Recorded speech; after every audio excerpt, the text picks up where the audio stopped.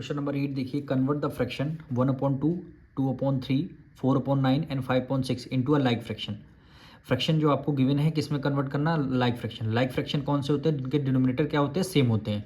जैसे यहाँ 2, 3, 9 और 6 है ना, यानी अगर यहाँ पे 2 सब में डिनोमिनेटर में अगर 2 होता तो उसको क्या बोल देंगे, लाइक डेसिमल। अगर सब में डिनोमिनेटर में सेम वैल्यू होनी चाहिए थी, पर यहाँ पे सेम नहीं है, तो इसको क्या करना पड़ेगा, लाइक डेसिमल में आपको कन्वर्ट करना है। तो अब इसको लाइक डेसिमल में कैसे कन्वर्ट करेंगे, ये देखिए। सबसे पहले फ्रैक्शन आपको यहाँ पे लिख लेते हैं, 1/2, 2/3, 4/9, 5/6।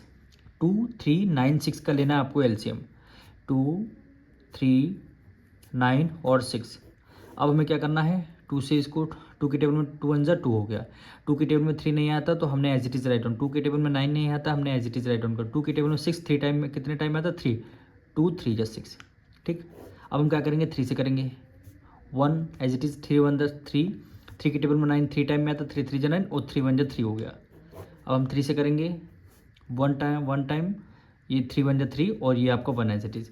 एलसीएम कितना आया, 2 3 जा 6 और 6 3 जा 18। एलसीएम कितना आया, 18। सबके डिनोमिनेटर में हम क्या लिख देंगे, 18 लिख देंगे।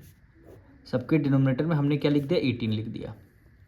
ठीक, अब डिनोमिनेटर में जब हमने 18 लिख दिया तब हमारे क्या हो गया, लाइक फ्रैक्शन हो गया। अब इसको न्यूमरेटर में लिख लेते हैं। 2 की टेबल में 18 कितने टाइम में आता है, 9 टाइम में, और 9 की मल्टीप्लाई 1 से करेंगे तो 1 आ जाएगा।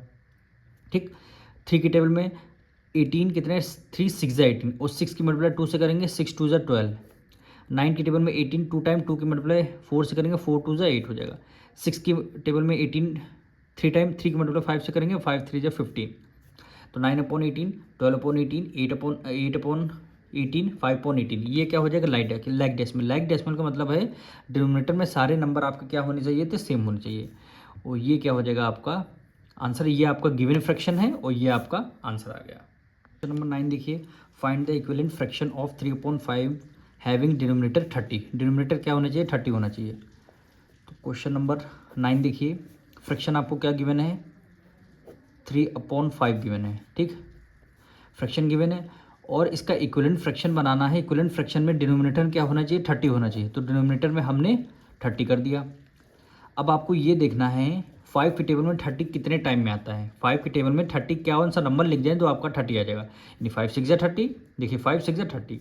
अब जो नंबर हमने डिनोमिनेटर में लिखा है उसको हमें न्यूमरेटर में भी, 6 डिनोमिनेटर में लिखा है हमने, तो न्यूमरेटर में लिखना पड़ेगा। 6 3 जा 18, यानी इक्विवेलेंट फ्रैक्शन 18 अपॉन कितना, 30 हो गया। अगर इक्विवेलेंट फ्रैक्शन, अगर इसको सिंपलेस्ट फॉर्म में कन्वर्ट करना है तो 6 3 जा 18, 3 न्यूमरेटर में आ जाए, 6 5 जा 30, 3/5। देखिए 3/5 इस सिंपलेस्ट फॉर्म में करेंगे तभी आपका 3/5 आ गया। पर हमें क्या करना था, डिनोमिनेटर में 30 लाना चाहे और हमने 6 से मल्टीप्लाई किया, न्यूमरेटर में 6 तो आपका आंसर आ गया। क्वेश्चन नंबर 10 भी हमारा इसी तरह है, सिंपलेस्ट फॉर्म में आपको कन्वर्ट करना है। क्या है, 84 और डिनोमिनेटर में क्या है, 98 है।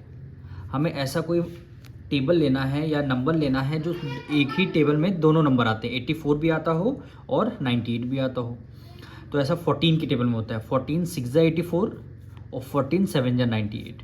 ठीक, न्यूमरेटर में 6 आ जाए, डिनोमिनेटर में 7 आ जाएगा, यानी 6/7 क्या हो जाएगा आपका, इसका सिंपलेस्ट फॉर्म हो गया। यही आपका आंसर है।